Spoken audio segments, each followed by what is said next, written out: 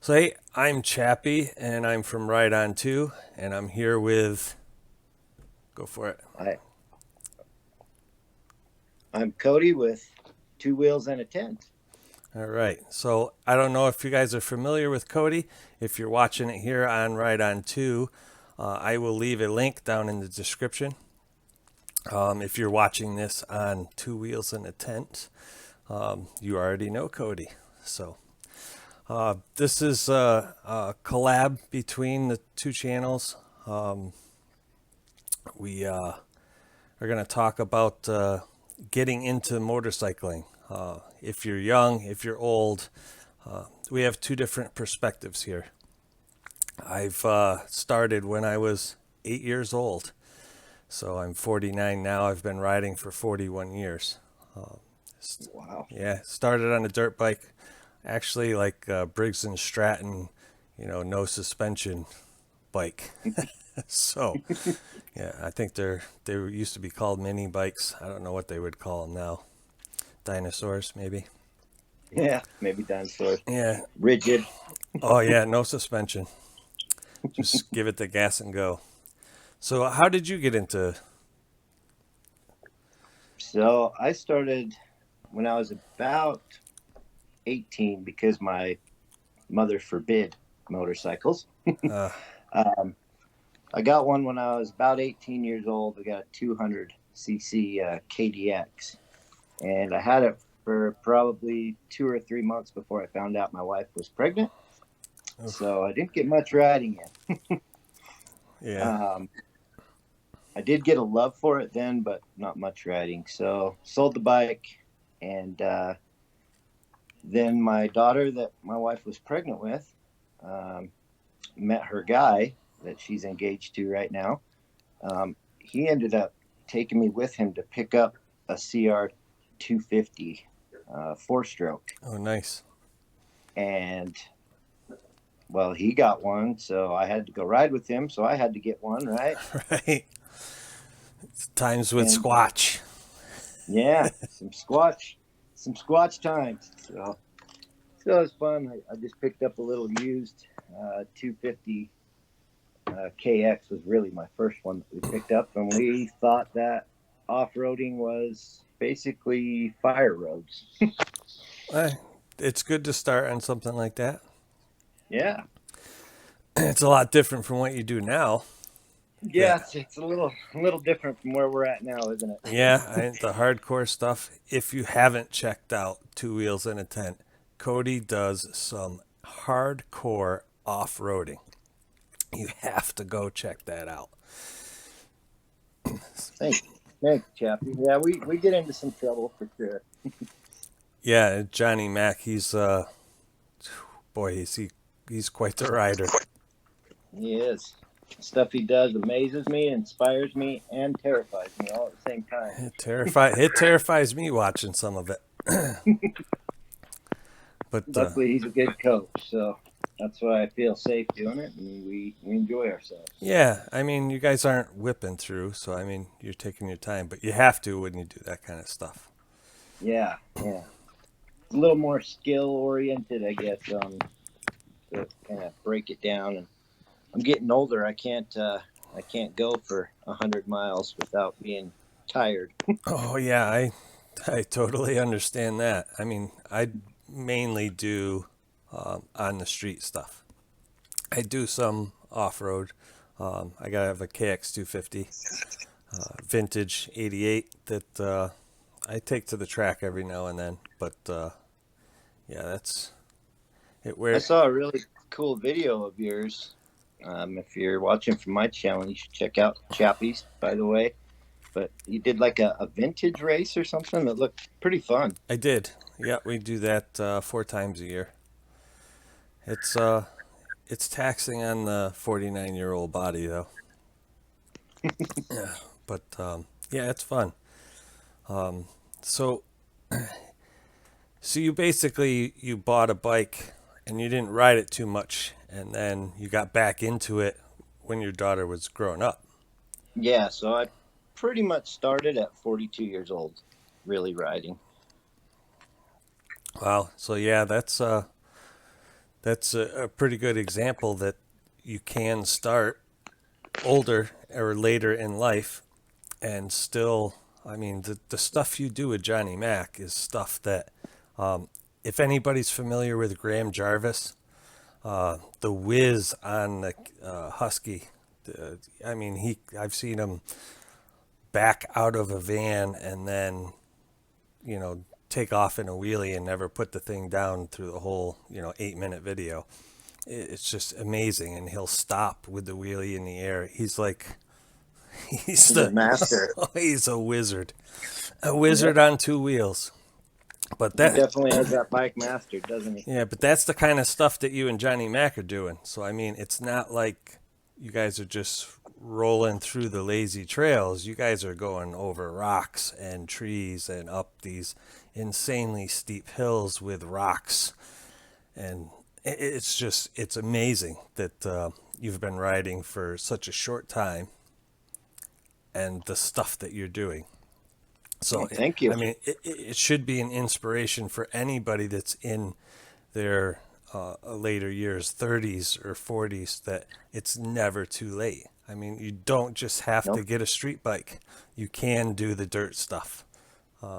Start slow. Yeah, Yeah. start slow. And that's one thing. Starting out as a kid, I didn't do. That's, I want to say, starting out maybe as you did, you had more appreciation for the hurt factor than, Yeah, I had a little bit of that and the fear factor yeah, for sure. as an 8-year-old, somebody would say, "Hey, go up that hill." Sure. Hey, Sure. take that jump. Sure. No fear, because you fall off and you get up and you're fine the next day. Not so much when you're older, but When you're older, it hurts a little more. But there is still the factor, we still do that. Johnny says, let's go up this hill. Of course, I'm going to say, sure. right. But yeah, it's different looking at it from that perspective. As a kid, you tend to do more stupid things, whereas an Yeah. adult, I mean, even though you guys are doing hardcore enduro, you're not doing it stupidly. You guys you're taking your time, you're picking your lines.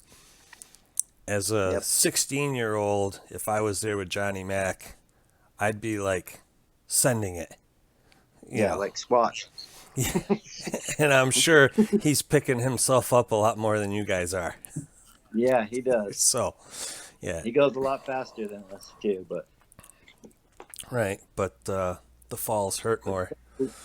we still have fun, Yeah. no matter what age. So Yeah. you can find a way to have fun. And Yes. And that's probably the most important point right there. Motorcycling is about having fun. You ride your own ride. I mean, you and Johnny, when you go, sometimes he gets on ahead because he's been doing it longer, but he doesn't force you to keep up with him. He'll stop and he'll wait. You guys ride your own rides. And I know Tim is a big proponent of that. And Yeah. it's so true. You try to keep up with somebody that's above your level or out of your comfort level, and that's when you end up getting hurt. So, yep. but yeah, that's a good point, Cody. Motorcycling is about fun, and you have fun doing it your way. Yeah. Yes, that's awesome. So, if you had some advice for somebody that's starting either young or old, what would be the first thing that would come to mind? First thing that would come to mind, I guess, would be do a little bit of learning, whether it's from YouTube or if you got a buddy, that's even better. Somebody maybe to show you the ropes, and ride with a partner at first, at least. You probably always should. I don't always follow that, but yeah, just find somebody to kind of show you the ropes, whether it be YouTube or whatever, and take it at your own pace. Just have fun. That's good advice, especially off road. Yeah. Always ride with a partner. I story. My brother went out for a ride on his own, and he doesn't even remember crashing. He just remembers getting up off the ground, and there was blood in the, between his legs section. So, Oh, yeah, it didn't do any damage to the vital organs, but I mean, it was one of those things where there's some pretty big arteries right there in your oh inner yeah. thighs. So he rode home, and my mother, like yours, was so against motorcycles because my uncle was a daredevil. So, but yeah, I mean, if somebody was with him, it would have been a lot easier for him, and he got lucky, and he'll be the first one to admit it, that he is so lucky that he came to when he did and was able to get out bleeding the way he was. So, but yeah, if you're Yeah. gonna go, I mean, on the road, if you get in an accident or something, cars come by. So on your own, it's not that big a deal, but yeah, definitely, it, it's it's a safety thing. You don't want to end up laying there in the trail, can't get on your bike. Who's gonna find you? Yeah. So, but yeah, that was a good point.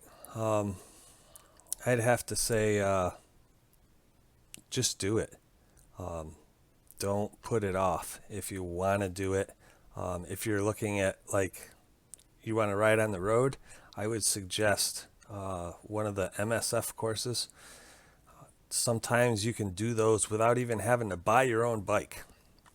Like one here in Massachusetts, they give you a motorcycle to use. You bring a helmet. I think they sometimes have helmets, but you bring a helmet, they give you the bike, and they take you through the course. By the end, if you don't like it, you're out a couple $100 for the course, not a couple thousand for the bike. Yeah. Good point. They'll teach you how to use a clutch and everything. So, yeah, That's a great point. And maybe I just overlooked that one too. But yeah, fundamentals at first. Definitely just once you even to do the stuff like Johnny Mac's so good, but that's because he works on the fundamentals, the clutch work, the braking, the weighting. Same thing probably on the street when you're doing twisties. You got to know how to weight the bike and where to put your body. And these things go from the beginning all the way up to the extreme stuff. So pay attention to the fundamentals, right? right. Yeah, excellent point. And like you said, Johnny Mac's always practicing. And even if you ride a street bike, you should be, practicing your slow speed maneuvers, your emergency braking and whatnot, parking lots and stuff.